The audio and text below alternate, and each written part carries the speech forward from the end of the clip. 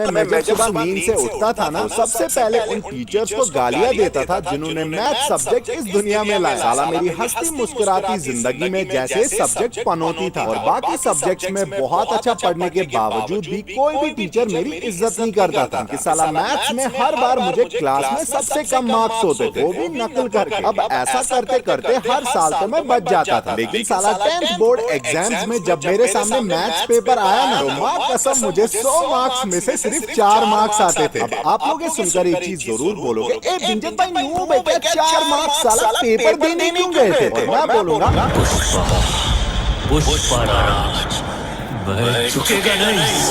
तो वीडियो पूरा देखो, बहुत ही फनी और मजेदार स्टोरी का ही किया होगा। प्लीज भाई लोग कर देना।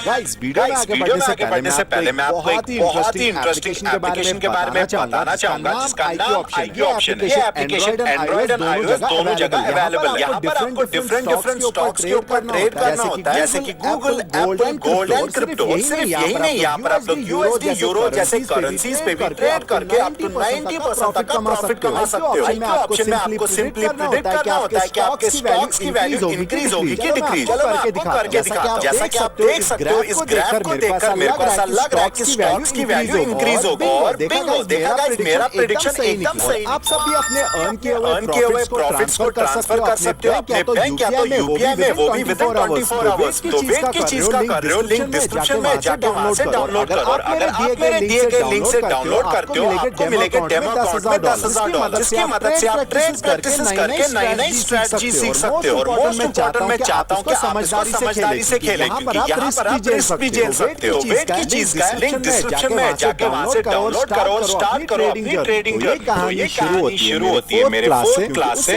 उससे पहले मेरे को मैथ के रिलेटेड ज्यादा कुछ याद नहीं है। 4th क्लास में जो स्कूल में मेरे मैथ्स टीचर थे, वो मेरे पड़ोसी थे और उनके पास में ट्यूशन के लिए भी जाता था। वो टीचर इतने ज्यादा जालिम थे ना, मेरे को जब ट्यूशन के एग्जाम में कम मार्क्स आते थे ना, वो सीनियर्स के कंधे पे मेरे को चढ़ाते थे और पैरों के नीचे पतली छड़ी से मारते थे। मैं इतना ज्यादा रोता था ना, लेकिन उस जालिम को तरस भी नहीं आता था। और उन दिनों ना टीचर्स को ऐसा लगता था कि स्टूडेंट को मारने से वो अच्छा पढ़ेगा। कोई अच्छा पढ़ता, मैं तो ट्यूशन जाने से भी फिर डरता था। मेरे को आज भी याद है मेरे 4th क्लास के फाइनल एग्जाम्स थे। मेरा मैथ्स पेपर बहुत गंदा हुआ। जब रिजल्ट आया तो मैं सिर्फ 1 मार्क्स से पास हुआ। मैंने ट्यूशन सर को मार्क्स कार्ड दिखाया तो उसने ना मेरे को कुत्ते की तरह मारा। एक्चुअल में अपनी बीवी से रोज लड़ाई करते थे, फिर गुस्सा मुझ पे निकालते थे। लेकिन उन्होंने मेरे को इतना मारा कि मैं रोते रोते घर चला गया। मैंने घर पे बोला कि सर अपनी बीवी से लड़ाई करते हो और फिर गुस्सा मुझ पे निकालते।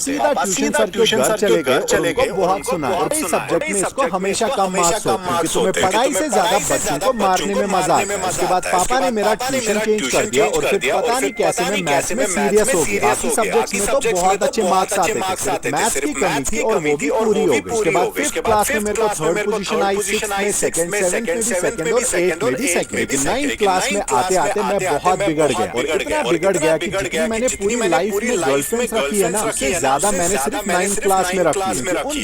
उन दिनों फेसबुक, व्हाट्सएप बहुत ज्यादा ट्रेंडिंग पे था और ये सब फालतू काम करने में ना उन दिनों बहुत मजा आता था। लेकिन इसी चक्कर की वजह से मैं पूरा साल पढ़ भी नहीं पाया और मेरा मैथ्स इतना ज्यादा वीक हो गया। मैं जानता हूँ कैसे मैंने नकल करके चिट्स बनाकर 9th क्लास में मैथ्स पास किया। अब 9th क्लास का एग्जाम अपने स्कूल में होता है और अपने स्कूल में नकल करना कोई बड़ी बात नहीं। तो मेरे को क्या लगा, जब मैंने 9th में मैथ्स आराम से पास किया, मैं 10th में भी आराम से करूंगा। लेकिन साला इसी सोच ने मेरी पूरी बैंड बजा। 10th का साल शुरू हुआ तो मैं बाकी सब्जेक्ट को बहुत अच्छे से पढ़ता था, लेकिन मैथ्स मेरे को बिल्कुल भी समझ नहीं आ रहा था। तो मैंने डिसाइड किया कि लास्ट के 2 महीने में मैं ट्यूशन जाऊंगा और अच्छे से मैथ्स पढ़ूंगा। लेकिन साला 2 महीने करते करते एग्जाम इतना क्लोज आ गया कि सिर्फ 10 दिन बचे थे। वो कहते हैं ना कि आपके टाइम कुआं खोदना, मैंने भी सेम चीज किया, लेकिन तब तक बहुत देर हो चुकी। अब या तो मेरे को बाकी सब्जेक्ट रिवाइज करने थे या तो मैथ्स पढ़ना था। तो मैंने बहुत आसानी से सोच लिया कि मैं मैथ्स को नकल से पास करूंगा और बाकी सब्जेक्ट को रिवाइज करूंगा। मेरे को लगा था बहुत आसान होगा, लेकिन मैं भूल गया था ये 9th स्कूल वाला एग्जाम नहीं, ये 10th बोर्ड वाला एग्जाम है, वो भी अलग स्कूल में। मेरे को आज भी याद है हमारा फर्स्ट पेपर शुरू हो गया और जो मैथ्स था वो सबसे लास्ट में था। मैंने जब पहले ही दिन उधर स्ट्रिक्टनेस देखी ना, मैं समझ गया था मेरे को मैथ्स में कोई नहीं बचा सकता। जितने पेपर्स में देता गया उतना मेरे को टेंशन बढ़ता गया, क्योंकि लास्ट में था मैथ्स और स्ट्रिक्टनेस इतनी ज्यादा थी ना, अगर कोई सर भी भी टर्न कर रहा था उसका पेपर ही ले रहे थे। फोर्थ पेपर भी खत्म हो गया और मैं टेंशन के साथ घर चला गया, क्योंकि अगला जो पेपर था वो था मैथ्स और मैंने कुछ भी नहीं पढ़ा था। लेकिन मेरे साथ साथ क्लास के दो दोस्त ऐसे थे उनको भी मैथ्स नहीं आता था। मेरे को आज भी याद है एग्जाम से एक रात पहले हम तीनों फोन पे बात कर रहे थे और तीनों टेंशन में थे। हमारे पास कुल मिलाकर दो ही ऑप्शन थे, एक था फेल होना, दूसरा था जुगाड़।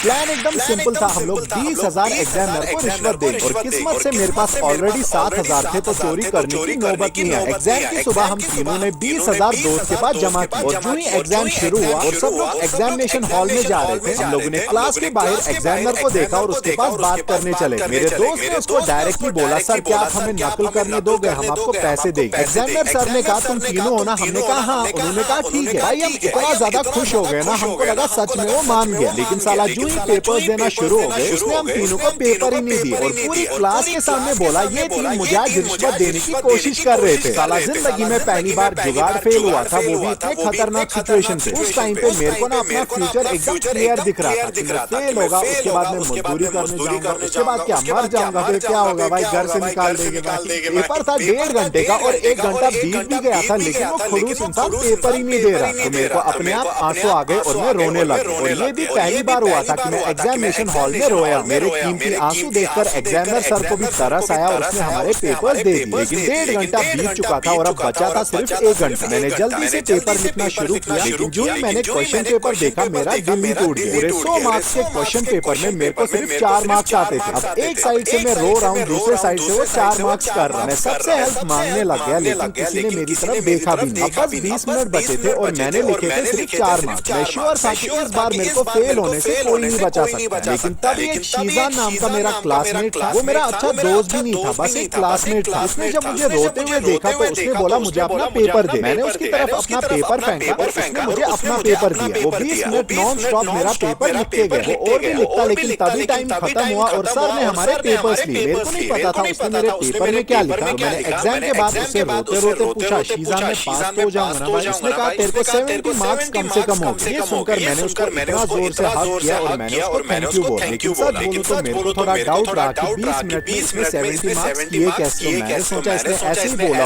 होगा क्योंकि 20 मिनट में 70 मार्क्स करना पॉसिबल नहीं। तो मेरा मूड फिर भी खराब ही रहा क्योंकि मेरे को डाउट था मैं शायद फेल। उसके बाद रिजल्ट वाले दिन तक ना मैं सो पाता था ना मैं खा पाता था। मुझे इतना ज्यादा टेंशन था ना कि मैं क्या बोलूं। और जब मैंने रिजल्ट देखा मैं 1 घंटे तक नॉन स्टॉप रोया। मेरे मैथ्स में 72 मार्क्स थे। उसके बाद स्कूल खत्म हुआ लेकिन मैं शीजान को कभी दिल से थैंक्स बोल ही नहीं पाया। मैंने उसका कांटेक्ट ढूंढने की बहुत ज्यादा कोशिश की लेकिन क्लास में किसी के पास भी उसका नंबर नहीं था। This video is fully dedicated to Sheezan और मैं जानता हूं मेरे स्कूल के बहुत सारे क्लासमेट्स मेरी वीडियोस देखते हैं। तो भाई लोग पहुंचा दो यार भाई तक वीडियो।